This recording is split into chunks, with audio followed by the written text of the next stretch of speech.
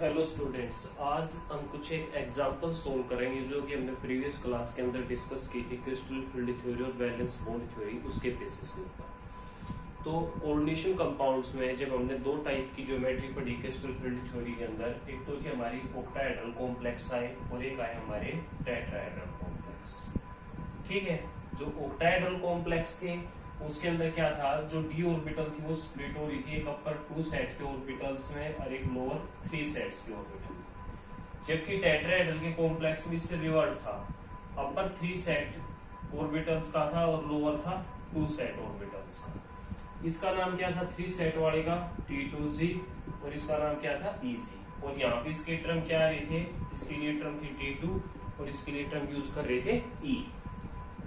तो देखो यहाँ पे क्या था, ये दो ऑर्बिटल अपर में गई थी, ये कौन सी थी, dx² - y² और dz²। और यहाँ पे जो लोअर माई वो ऑर्बिटल थी dx² - y² और dz²। तो ऑक्टाहेड्रल के केस में तो अपवार्ड चली गई, अनस्टेबिलिटी आ गई, जबकि टेट्राहेड्रल के केस में उसमें स्टेबिलिटी आई उन्हीं दो ऑर्बिटल्स में। तो उसका रीजन क्या था, उसका रीजन मैंने क्या बताया था, मान लिया जैसे कोई भी एक्सिस है हमारी इस टाइप से, मान लिया एक्स एक्सिस, ये हमारी वाई एक्सिस और ये हमारी जेड एक्सिस। तो जो लीजेंड्स थे ना वो अप्रोच कर रहे थे कहां से, टुवर्ड द एक्सिस। किस केस में, in case of octahedral complexes. लेकिन टेट्राहेड्रल के केस में क्या था, जो लीजेंड्स, टेट्राहेड्रल शेप हमारी इस टाइप से होती है, ये होती है ना, तो जो लीजेंड्स अप्रोच कर रहे थे वो बिटवीन द एक्सिस अप्रोच कर रहे थे। किसके थ्रू आ रहे थे, बिटवीन द एक्सिस आ रहे थे, एक्सिस के थ्रू नहीं आ रहे थे वहां पे। तो इन दो ऑर्बिटल्स की जो शेप थी हमारे पास, कल हमने जो डिस्कस की थी कि मान लिया ये एक्स एक्सिस है, ये वाई एक्सिस है, तो ये तो हमारी आ रही थी dx² - के y² वाली ऑर्बिटल। और फिर जो हमारी ये आई x axis, sorry z axis और ये एक्स एक्सिस, ये हमारी dz² वाली ऑर्बिटल आई। ठीक है, ये हमारे पास में आई थी। तो ऑक्टाहेड्रल के केस में क्या था, इनके लोब्स 3 का सेट डाउनवर्ड में क्यों आया, 2 का अपवर्ड में क्यों गया, क्योंकि ligand through the axis attack करनी थी इन केस ऑफ ऑक्टाहेड्रल। तो जब वो लिजेंड्स यहां से आएगा तो उसकी अपनी ऑर्बिटल्स थी, इसके पास यहां से आए वो लिजेंड्स, तो उसकी अपनी ऑर्बिटल्स थी, वो लोब्स आमने सामने आ रहे थे, जिसकी वजह से रिपल्शन हो रहा था कि ये दो ऑर्बिटल्स की जो एनर्जी थी वो लिफ्ट कर गई, अपवर्ड में चली गई थी। लेकिन टेट्राहेड्रल के केस में क्या था, वो बिटवीन दी एक्सिस आ रहे थे, मींस यहां से आ रहे थे बिटवीन दी एक्सिस, इस टाइप से, यहां से। तो इस डायरेक्शन में उनके लोब्स प्रेजेंट नहीं थी, और लोब्स प्रेजेंट नहीं होने की वजह से इन केस में स्टेबिलिटी आ गई।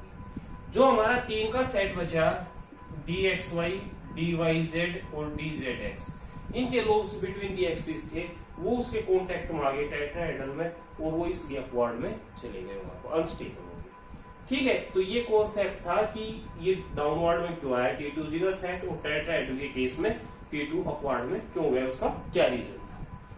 अब उसके बाद नेक्स्ट हम कुछ एक एग्जांपल डिस्कस करें। हाँ, एक चीज और, पहले सबसे कलर के बारे में बात करें किसी भी कॉम्प्लेक्स के अंदर, क्योंकि जो भी हमारे कोऑर्डिनेशन कॉम्प्लेक्स होंगे उसके अंदर ज्यादातर कॉम्प्लेक्स कलर शो करेंगे, नेचर के अंदर कलर्ड होंगे, और कुछ एक कलरलेस भी होंगे। तो हमारी जो नेक्स्ट प्रॉपर्टी आई वो आया colour of coordination compound. Colour of coordination compound कि जो कोऑर्डिनेशन कंपाउंड है उनके अंदर कलर किस वजह से आ रहा है, क्या रीजन था कलर का। तो देखो, अब हम बात करें यहाँ पे कलर के बारे में, तो फॉर एग्जांपल सबसे फर्स्ट जो मेन रीजन था वो था डी ट्रांजिशन। किसकी वजह से आ रहा था कलर, डी ट्रांजिशन। वो डी ट्रांजिशन कैसे हो रहा था, मान लिया कोई भी मेटल एटम है कोऑर्डिनेशन कंपाउंड, उसके अंदर जो मेटल है उसकी कॉन्फ़िगरेशन D1 आ रही है, उसके अंदर एक इलेक्ट्रॉन है। ऑक्टाहेड्रल के लिए लेकर चल रहा हूं मैं, सेम वो टेट्राहेड्रल का केस होगा।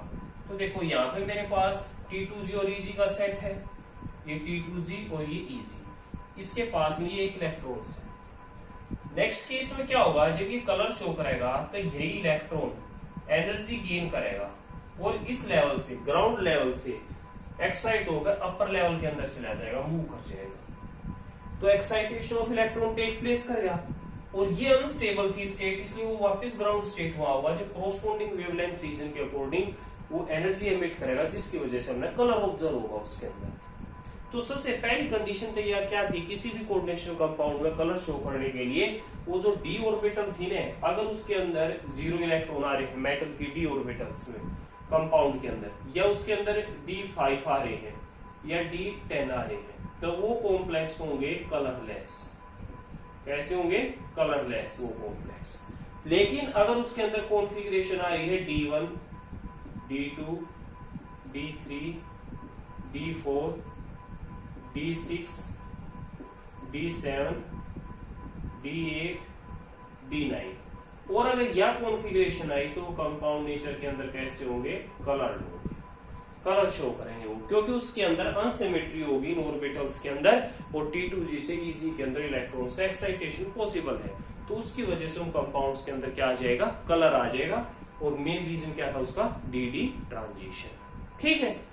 अब उसके बाद नेक्स्ट अगर हम देखें तो जरूरी नहीं है कि कलर किस चीज पे डिपेंड कर रहा है। यहाँ पे तो हम जो कलर लेकर चल रहे हैं वो मेटल के बेसिस पे ले रहे हैं, क्योंकि मेटल्स की वैलेंस शेल में जो इलेक्ट्रॉनिक कॉन्फ़िगरेशन आ रही है डी की कोऑर्डिनेशन कंपाउंड, उसकी बात कर रहे हैं, तो मेटल आयन की वजह से कलर आ रहा है। लेकिन भाई कलर जो है कंपाउंड्स में वो लीजेंड्स की वजह से भी पॉसिबल है। अब लीजेंड्स कैसे उसने प्रूव करेगा उस कलर के इफेक्ट को? तो उसके लिए एग्जांपल देखो, हमारे पास एक कॉम्प्लेक्स आया है निकेल का, NiH2O6 2 पॉजिटिव, ये एग्जांपल आया। मान लीजिए ये कॉम्प्लेक्स हमारे पास में पर्टिकुलर कलर शो कर रहा है, कोई इसके अंदर डिफरेंट ग्रीन कलर आ रहा है हमारे को, ऐसा कलर है इसके अंदर ग्रीन कलर। इसके अंदर हमने एडिशन कर दिया एक EN वाला, डाइडेंडेंट लीजेंड्स ऐड कर दिया इथाइलिन डाइअमीन। जब इस EN को ऐड करेंगे ये दो साइड से अटैच हो सकता है, तो दो वाटर मॉलिक्यूल्स को रिप्लेस करेगा, यहाँ पर बना देगा NiH2O4 और EN। ठीक है, oxidation state 2 positive plus 2 molecules of H2O बाहर निकल गए, और इसका जो कलर था वो आ गया हमारे पास पेल ब्लू कलर। कैसा कलर आ गया? Pale blue colour. फिर नेक्स्ट स्टेप में क्या होया, ये हमारे पास जो कॉम्प्लेक्स आया NiH2O4 EN वाला, इसके अंदर मैंने फर्दर एडिशन कर दिया इथाइलिन डाइअमीन का। जब इसके अंदर मैं फर्दर एडिशन करूंगा तो यहाँ पे क्या आ जाएगा मेरे पास? NiH2O ट्वाइस EN ट्वाइस, क्योंकि इस केस में भी दो वाटर मॉलिक्यूल फिर EN से रिप्लेस हो जाएंगे, और प्लस 2H2O आ जाएगा। यहाँ पे इसका डार्क ब्लू कलर आ गया, या फिर इसको पर्पल कलर भी लिख सकते हैं, पर्पल नहीं वायलेट कलर भी लिख सकते हैं। डार्क ब्लू आ गया या फिर वायलेट कलर। नेक्स्ट स्टेप में क्या किया मैंने फर्दर इसके अंदर एक डाइडेंडेंट लीजेंड्स 4 ऐड कर दिया। EN ट्वाइस था मेरे पास ये कॉम्प्लेक्स 2 पॉजिटिव, इसके अंदर मैंने दोबारा से एक EN का और एडिशन कर दिया। अब की बार क्या करेगा, जो बाकी दो वाटर मॉलिक्यूल बचे थे वो भी रिप्लेस हो जाएंगे। कॉम्प्लेक्स क्या बन जाएगा? NiEN thrice 2 positive plus 2 molecules of H2O। तो फाइनली क्या हुआ है मेरे पास में कॉम्प्लेक्स का कंटिन्यूसली हर एक सक्सेसिव स्टेप के अंदर कलर चेंज होता जा रहा है। ग्रीन से पेल ब्लू है, पेल ब्लू से डार्क ब्लू है, डार्क ब्लू से कंप्लीट लास्ट में जाकर वो मेरा वायलेट कलर आ गया, वहां पर कम थी वायलेट कलरेशन, यहाँ पर डार्क आ गया। तो ये जो चेंज आए मेरे पास, मेटल एटम तो सेम है, उसकी कॉन्फ़िगरेशन में चेंज नहीं है यहाँ पे, लेकिन किसकी वजह से इफेक्ट आता गया? लीजेंड्स की वजह से। जब वाटर थे पूरे लीजेंड तब डिफरेंट कलर था, जब इथाइलिन डाइअमीन आता गया तो कलर के अंदर चेंज आ गया। तो ये जो प्रॉपर्टी है ये रिप्रेजेंट कर रही है कि लीजेंड्स की वजह से भी कोऑर्डिनेशन कंपाउंड के अंदर कलर चेंज पॉसिबल है, या उसके अंदर कलर फॉर्मेशन एग्जिस्ट कर रही है। ठीक है, और हमारे पास भाई ये मोस्ट इंपोर्टेंट एग्जांपल है, स्टेटमेंट की फॉर्म में क्वेश्चन आ सकता है कि कोई भी एक कॉम्प्लेक्स है, ग्रुप 8 का या ग्रुप 6 की मेटल है, वाटर के साथ कॉम्प्लेक्स है, जब उसके अंदर 1 मोल ऑफ इथाइलिन डाइअमीन डाला तो उसका ये कलर होया। फिर हमने फर्दर एडिशन किया डाइडेंडेंट लीजेंड्स का, तो कलर में ये चेंज आया, तो उसकी सक्सेसिव ये रिएक्शन लिख कर दिखानी होगी। कोई टिपिकल नहीं है, जस्ट वाटर में से EN रिप्लेस करते हुए चलना। ठीक है, तो ये जो प्रॉपर्टी थी हमारे पास colour of the coordination compound को रिप्रेजेंट करती थी। ठीक, अब उसके बाद नेक्स्ट हमारे पास कुछ क्वेश्चंस आए और एक प्रॉपर्टी आई मैग्नेटिक बिहेवियर। उस मैग्नेटिक बिहेवियर्स को मैं एग्जांपल्स के साथ साथ डिस्कस कर दूंगा, वो मैग्नेटिक मोमेंट किसी भी कंपाउंड का कैसे फाइंड आउट करें। तो देखो, सबसे फर्स्ट मेरे पास एक कॉम्प्लेक्स है निकेल का। मान लिया कॉम्प्लेक्स लिया मैंने NiCl4 2 नेगेटिव, ठीक है। और एक मैंने कॉम्प्लेक्स लिया यहाँ पे NiCO4, ये दो कॉम्प्लेक्स। अब वो क्या कह रहा है कि दोनों के दोनों कॉम्प्लेक्स है ना नेचर के अंदर क्या है, टेट्राहेड्रल। नेचर में क्या है, टेट्राहेड्रल। लेकिन एक क्या है, यो नेचर के अंदर फिर भी पैरामैग्नेटिक है, और ये नेचर के अंदर क्या है, डायमैग्नेटिक है। दो कॉम्प्लेक्स हैं मेरे पास में जो दोनों नेचर में टेट्राहेड्रल है, लेकिन एक पैरामैग्नेटिक है दूसरा डायमैग्नेटिक है। तो कैसे प्रूव करूंगा मैं इस चीज को? तो देखो, सबसे पहले मैं एक लाइन लगा लेता हूँ। इस साइड में जो कॉम्प्लेक्स की बात करूंगा वो लिखूंगा NiCl4 2 नेगेटिव के बारे में।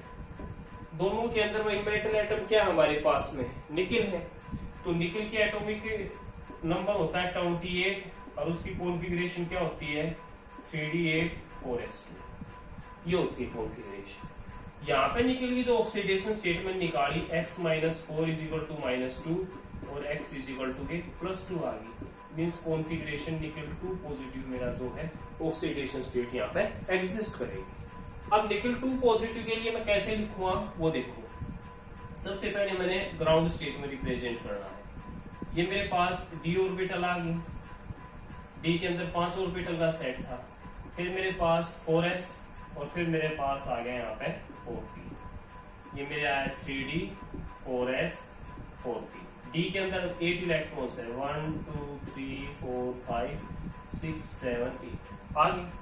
यहाँ पर जो मेरे पास लीजेंट था क्लोरीन, वो कैसा है, वीक फील्ड लीजेंट्स, वो इलेक्ट्रॉन की पेयरिंग नहीं करेगा, तो ये इलेक्ट्रॉन पेयर्ड अप नहीं होंगे। तो मैं कॉम्प्लेक्स के अंदर जब इसकी स्ट्रक्चर लिखूंगा NiCl4 2 नेगेटिव, तो मेरी ज्योमेट्री क्या आ जाएगी, यहाँ पे मेरे पास में d orbital as it is, उसके अंदर मेरे 8 इलेक्ट्रॉन जो थे वो सेम इसी तरीके से मैंने फिल कर दिया, ठीक है।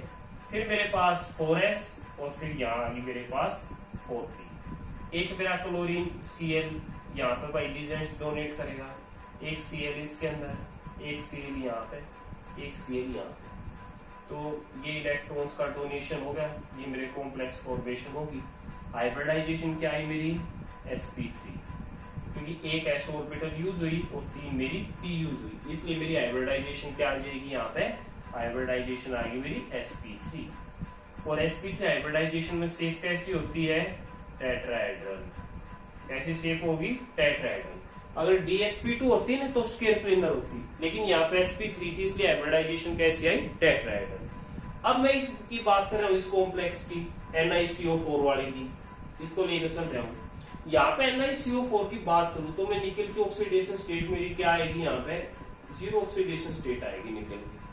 तो उसमें अगर मैं इसकी कॉन्फ़िगरेशन देख रहा हूँ तो ग्राउंड स्टेट में जब मैं लिखूंगा निकल को, ग्राउंड स्टेट ऑफ निकल, ठीक है, क्योंकि 0 ऑक्सीडेशन स्टेट है। तो सबसे पहले मेरे पास d ऑर्बिटल, d के अंदर कितने लोब्स होंगे, 5 लोब्स, फिर उसके बाद 4s और फिर उसके पास 4p, 3d 4s और 4p, यही मेरे पास कॉन्फ़िगरेशन। अब d के अंदर कितने इलेक्ट्रॉन है यहाँ पे निकल के अंदर, क्योंकि 0 ऑक्सीडेशन स्टेट है तो 3d8 4s2 ही रहेगी कॉन्फ़िगरेशन, 8 इलेक्ट्रॉन 1, ये पहले एक फिल किए मैंने सभी में 6 7 8 और s के अंदर मेरे 2 इलेक्ट्रॉन्स। अब मेरे पास जो कार्बन मोनोऑक्साइड है वो एक मेरा स्ट्रॉन्ग फील्ड एजेंट्स है, वो इलेक्ट्रॉन्स की पेयरिंग करेगा इसके अंदर। तो जब मैं कॉम्प्लेक्स के लिए लिखूंगा NiCO4 के लिए, जब मैं इसको ड्रॉ करूंगा तो मेरी स्ट्रक्चर क्या आ जाएगी, यहाँ पे ये तो मेरी 3d ऑर्बिटल 5 ऑर्बिटल है, ये मेरी 4s और ये मेरी आ जाएगी यहाँ पे 4p आ जाएगी। अब इसके अंदर मैं इलेक्ट्रॉन्स की जब पेयरिंग स्टार्ट कर रहा हूं तो देखो ये तो पहले से ही मेरे पेयर्ड अप थे, यहाँ पे एक इलेक्ट्रॉन्स था, ये 2 इलेक्ट्रॉन s वाले, एक यहाँ आ गया पेयर अप होने के लिए और एक इसके पास आ गया। s ऑर्बिटल एम्प्टी होगी, 3d फील्ड होगी, मेरे पास बच गई मेरी 4s और 4p। तो इसके अंदर जो मेरा कार्बन मोनोऑक्साइड था, एक इसके अंदर कार्बन मोनोऑक्साइड, एक इसके अंदर और एक इसके अंदर, यहाँ पे इलेक्ट्रॉन्स का डोनेशन पॉसिबल हो जाएगा इनके अंदर। तो ये इलेक्ट्रॉन का डोनेशन पॉसिबल मैं रिप्रेजेंट कर दूंगा लोन पेयर ऑफ इलेक्ट्रॉन से, ये इसने यहाँ पे डोनेटेड कर, ठीक है। अब मेरी हाइब्रिडाइजेशन क्या है, अगेन एक SO3 की ऑर्बिटल, हाइब्रिडाइजेशन आई मेरी sp3 और शेप मेरी दोबारा कैसे आ गई, टेट्राहेड्रल। लेकिन क्वेश्चन में क्या कह रहा था वो, एक पैरामैग्नेटिक है दूसरा डायमैग्नेटिक, तो भाई इसके अंदर कोई भी अनपेयर्ड इलेक्ट्रॉन नहीं बच रहा, तो इसलिए इसका नेचर कैसा आ गया, डायमैग्नेटिक। लेकिन इसमें क्या था, इनसाइड में दो अनपेयर्ड इलेक्ट्रॉन थे, इसलिए इसका नेचर कैसा आ जाएगा, पैरामैग्नेटिक नेचर, ठीक है। तो उस बेसिस के ऊपर हम इसमें डिफाइन कर सकते हैं कि कौन सा है डायमैग्नेटिक होगा और कौन सा पैरामैग्नेटिक। तो क्वेश्चन इस तरीके से हमें प्रूव करना पड़ेगा एग्जाम में। अब मैं एक बात कर रहा था तुमसे मैग्नेटिक प्रॉपर्टीज की, तो इसका मैग्नेटिक बिहेवियर कैलकुलेट करने के लिए फॉर्मूला होता है जो हम रिप्रेजेंट करते हैं म्यू से। म्यू हमारा क्या होता है, वो होता है मैग्नेटिक मोमेंट। क्या होता है, मैग्नेटिक मोमेंट किसी भी कंपाउंड में फाइंड आउट करने के लिए। तो इस म्यू को कैसे फाइंड आउट करते हैं, mu is equal to a under root n into n+2, ये हमारा फॉर्मूला होता है। n क्या है इसके अंदर, n मेरे पास है number of unpaired electrons, number of unpaired electrons. तो किसी भी कंपाउंड के लिए उसके मैग्नेटिक मोमेंट की वैल्यू फाइंड आउट कर सकता हूं मैं, और इसकी जो यूनिट होती है ना, यूनिट होती है बोर मैग्नेटोन, जो मैं रिप्रेजेंट करूंगा B.M से। क्या यूनिट हो है, बोर मैग्नेटोन, रिप्रेजेंट किससे की जाएगी, B.M। अब अगर मैं इस कंपाउंड के लिए निकालूं मैग्नेटिक मोमेंट, तो कितने अनपेयर्ड इलेक्ट्रॉन है, दो अनपेयर्ड इलेक्ट्रॉन है, इसके मैग्नेटिक मोमेंट की वैल्यू क्या आ जाएगी, mu is equal to n की वैल्यू 2 रख दो, 2+2, तो ये आ जाएगा 2 2 4 को 2 से मल्टीप्लाई करेंगे 8B.M, ये वैल्यू आ जाएगी। और अगर इसके लिए मैंने मैग्नेटिक मोमेंट की वैल्यू निकालनी हो, तो उसके अंदर मैंने क्या करना पड़ेगा, अगेन अनपेयर्ड इलेक्ट्रॉन 0 है, तो n की वैल्यू 0, 0 इंटू 0+2, इसी भी मल्टीप्लाई 0 करेंगे तो वैल्यू क्या आ जाएगी, 0 आ जाएगी, ठीक है। तो इस तरीके से किसी भी कंपाउंड के लिए उसके मैग्नेटिक बिहेवियर की बात करें तो सिर्फ पैरामैग्नेटिक डायमैग्नेटिक बताना है, लेकिन कैलकुलेशन ऑफ मैग्नेटिक मोमेंट की बात करते तो हमने इस फॉर्मूले का यूज करना है, ये जो दे रखा है ये इसकी यूनिट्स है, ठीक है। यहाँ से हमारे पास में ऐसा हो सकता है 2-3 एग्जांपल दे दे कोऑर्डिनेशन कंपाउंड के, ये पूछ ले किसका मैग्नेटिक मोमेंट ज्यादा है और किसका कम है। तो भाई किसका मैग्नेटिक मोमेंट ज्यादा है वो हमने कैसे पता करना पड़ेगा, वो अनपेयर्ड इलेक्ट्रॉन्स हमने फाइंड आउट करने पड़ेंगे, जिसके अंदर ज्यादा अनपेयर्ड इलेक्ट्रॉन मिलेंगे, मोर नंबर ऑफ अनपेयर्ड इलेक्ट्रॉन, उसी का पैरामैग्नेटिक नेचर ज्यादा होगा। एक एग्जांपल और देखो नेक्स्ट, मान लिया हम आयरन का कोई कॉम्प्लेक्स लेकर चल रहे हैं और उससे हम डिफाइन करेंगे कि इसका मैग्नेटिक मोमेंट ज्यादा और किसका कम है।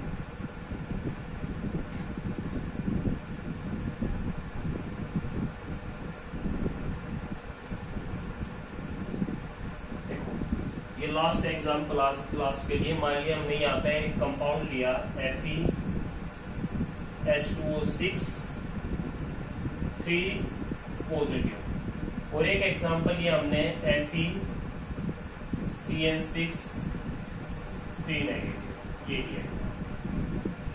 ये कह रहे हैं कि which of have higher value of magnetic moment, which have high magnetic behaviour, किसका ज्यादा होगा।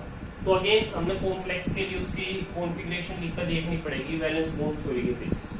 तो दोनों के अंदर मेटल आयरन है और आयरन का एटॉमिक नंबर होता है 26, और 26 में कॉन्फ़िगरेशन होती है 3d6-4s2, ये कॉन्फ़िगरेशन होती है, ठीक है।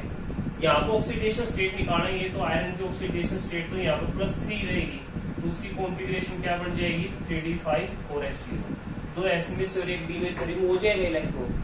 तो ग्राउंड स्टेट के अंदर मैं लिख रहा हूँ कॉन्फ़िगरेशन क्या होगी, ग्राउंड स्टेट में सबसे पहले मेरे पास आई d ऑर्बिटल, ठीक है, d के अंदर 5 इलेक्ट्रॉन 1 2 3 4 5, फिर मेरे पास आई 4s, और फिर मेरे पास आई 4p, ठीक है, ये मेरी एम्प्टी है। अब मैंने क्या था कॉम्प्लेक्स के लिए लिखनी थी, अब मैं कॉम्प्लेक्स के लिए लिखूं, कॉम्प्लेक्स है मेरा FeH2O6 3 पॉजिटिव, तो भाई मैंने कितनी वैकेंट ऑर्बिटल चाहिए, 6 चाहिए। H2O वीक फील्ड एजेंट्स है, पेयरिंग करेगा नहीं, इलेक्ट्रॉन यूज नहीं होंगे, तो ये वाले आउटर ऑर्बिटल यूज करनी पड़ेगी। तो उसके लिए क्या करना पड़ेगा, मैंने स्ट्रक्चर ऐसे आ जाएगी, ये मेरी d ऑर्बिटल, इसके अंदर कितने हैं, सभी में एक एक इलेक्ट्रॉन है, मेंशन कर दिए 3d के अंदर, ये मेरी 3d ऑर्बिटल थी। उसके बाद मेरे पास आई 4s, फिर मेरे पास आया 4p, और फिर उसके बाद मेरे पास में आ गई 4d, या 4d। अब मैंने 6 ऑर्बिटल चाहिए थी। H2O आया, एक H2O का मोलिक्यूल्स इसके अंदर डोनेट कर देगा इलेक्ट्रॉन, एक यहाँ डोनेट करेगा, एक इसके पास, एक इसके पास। तो ये H2O इलेक्ट्रॉन डोनेट कर देंगे सभी, एक इसमें डोनेट कर देगा, एक इसके अंदर डोनेट कर देगा। टोटल 6 थे, 6 हो गए मेरे पास में। वो इलेक्ट्रॉन्स में रिप्रेजेंट कर दूंगा इस टाइप से। ये डोनेशन वाले इलेक्ट्रॉन्स आगे जो लोन पेयर के थ्रू, ऑक्सीजन के थ्रू डोनेट करके बॉन्डेड हुए थे। तो हाइब्रिडाइजेशन क्या है मेरी यहाँ पे, एक तो पहले s ऑर्बिटल यूज हुई, फिर मेरी 3 p ऑर्बिटल यूज हुई, और फिर मेरी 2 d ऑर्बिटल यूज हुई। तो लास्ट वाली यूज हो रही है ना, तो इसलिए D2 लास्ट में लिख रहा है, और पहले वाली यूज होती तो D2 पहले लिखती। sp3d2 में मेरी शेप कैसी हो जाएगी, ऑक्टाहेड्रल। ठीक है, किस टाइप का कॉम्प्लेक्स है ये, इनर ऑर्बिटल या आउटर ऑर्बिटल? तो आउटर d ऑर्बिटल यूज हो रही है, इसलिए ये है outer orbital complex, orbital complex. ठीक है, और इसको हमें हाई स्पिन कॉम्प्लेक्स भी कहते हैं। क्या कहते हैं इसको हम, हाई स्पिन कॉम्प्लेक्स, क्योंकि इसके अंदर आउटर ऑर्बिटल कॉम्प्लेक्स का नाम हाई स्पिन था। ये नंबर ऑफ अनपेयर्ड इलेक्ट्रॉन्स बच रहे हैं यहाँ पे। फिर मैं बात करूं Fe6 की, यहाँ पर मैं आयरन के लिए ऑक्सीडेशन स्टेट निकालूं तो Fe की मैं x मान लेता हूँ, साइनाइड में -1 होता है, तो 6 to -6 is equal to -3, x is equal to +3। तो भाई यहाँ भी आयरन की ऑक्सीडेशन स्टेट कितनी है मेरी, +3। तो सेम कॉन्फ़िगरेशन, तो सबसे पहले मैं ग्राउंड स्टेट के लिए लिखूंगा। तो मैंने ग्राउंड स्टेट के लिए जब कॉन्फ़िगरेशन लिखी, तो सबसे पहले मेरी d ऑर्बिटल, उसके बाद 4s, उसके बाद 4p। भाई 4d बनाने की जरूरत नहीं है हर एक केस में, पहले ग्राउंड स्टेट में, बाद में जरूरत होगी तो उसको ड्रॉ कर लेंगे। तो अब 5 इलेक्ट्रॉन थे, 1 2 3 4 5 कर लिए यहाँ पे इलेक्ट्रॉन्स ड्रॉ मैंने। अब उसके बाद क्या था, Cn मेरा स्ट्रॉन्ग फील्ड एजेंट्स है, इलेक्ट्रॉन की क्या करेगा, पेयरिंग स्टार्ट कर देगा। तो मैं कॉम्प्लेक्स के लिए लिखूं FeCN6 3 नेगेटिव। अब अगर इसके अंदर मैंने इलेक्ट्रॉन्स की पेयरिंग करनी है, तो इलेक्ट्रॉन्स की पेयरिंग मैं कैसे करूंगा वो देखो। सबसे पहले मैं क्या करूंगा, यहाँ पे d ऑर्बिटल रिप्रेजेंट करूंगा, यह आ गई मेरी 3d। उसके बाद मेरे पास नेक्स्ट आई फिर 4s, और उसके बाद मेरे पास क्या आया 4p, 3d 4s 4p, ये आई मेरे पास में। अब इसके अंदर देखें तो पेयरिंग स्टार्ट होगी, तो ये 2 इलेक्ट्रॉन थे, इन्हीं के अंदर पेयर्ड अप होंगे, एक रह जाएगा यहाँ पे एज इट इज। मेरे पास रीजेंट क्या है, साइनाइड। ये साइनाइड जो थे, ये इसके अंदर डोनेट करेगा इलेक्ट्रॉन, ये इसके अंदर, ये इसमें डोनेट करेगा, ये इसके पास डोनेशन, ये इसके अंदर डोनेट करेगा, और ये इसके। मेरे पास 6 ऑर्बिटल होगी ना, 1 2 1 2, ये 2 इलेक्ट्रॉन्स जो साइनाइड ने डोनेट किए वो रिप्रेजेंट किए। अब इसमें इनर d ऑर्बिटल यूज हो रही है, इसलिए पहले d2, फिर एक s और 3 p, इसलिए हाइब्रिडाइजेशन क्या है, d2sp3। और शेप कैसी आ गई इसकी भी, ऑक्टाहेड्रल। ठीक है, लेकिन इनर d ऑर्बिटल यूज हुई, इसलिए इसका नाम क्या आ जाएगा, इनर ऑर्बिटल कॉम्प्लेक्स। क्या नाम आ जाएगा, इनर ऑर्बिटल कॉम्प्लेक्स, ये टर्म यूज होगी इसके लिए। ठीक है, इसको हम लो स्पिन कॉम्प्लेक्स भी कहते हैं। क्या कहते हैं, लो स्पिन कॉम्प्लेक्स। तो देखो भाई इसके अंदर अब वो पूछ रहा था किसका मैग्नेटिक बिहेवियर ज्यादा होगा, तो इसमें एक अनपेयर्ड इलेक्ट्रॉन बच रहा है यहाँ पे ये, और इसके अंदर कितने बच रहे हैं, 5 अनपेयर्ड इलेक्ट्रॉन। तो more the number of unpaired electron more will be it's magnetic behaviour. और अगर फाइंड आउट करना चाहो तो इस फॉर्मूले से फाइंड आउट करके भी दिखा सकते हो, n×n+2 वाले से। इसमें एक इलेक्ट्रॉन की वजह से n की वैल्यू, उसमें 5 की वजह से निकाल दी। ठीक है, ध्यान रखना इस चीज का। इनर ऑर्बिटल है, एक आउटर ऑर्बिटल है, वो चीज भी यहाँ एक्सप्लेन होगी। लो स्पिन हाई स्पिन वाली भी एक्सप्लेन होगी। इसमें इनसाइड में d ऑर्बिटल यूज हो रही थी, इसमें d2sp3 और इसके sp3d2 कह दिए, तो वो भी हमने प्रूव करके दिखा दिया यहाँ पे। ठीक है, एक चीज और ध्यान रखना, मान लीजिए किसी कॉम्प्लेक्स में टाइटेनियम का केस आ जाए, तो ज्यादा ऑर्बिटल एम्प्टी हो जाए, मान लीजिए ये 2 ऑर्बिटल जो दे रखी ये भी हमारी एम्प्टी हो जाए, तो ये नहीं है t तुम यहाँ तक यूज कर दोगे, नहीं, t तुमने सिर्फ अंदर की 2 ही यूज करनी है, मैक्सिमम 2 ही यूज करनी है, आउटसाइड की भी 2 यूज करनी है जो हमारे सिलेबस के अंदर है। ठीक है, तो इस तरीके से ये जो है coordination complex crystal field theory के जो क्वेश्चन थे वो कंप्लीट हो गए। अगर बुक से देखोगे तो प्रैक्टिस के लिए और मिल जाएंगे। Okay, thank you.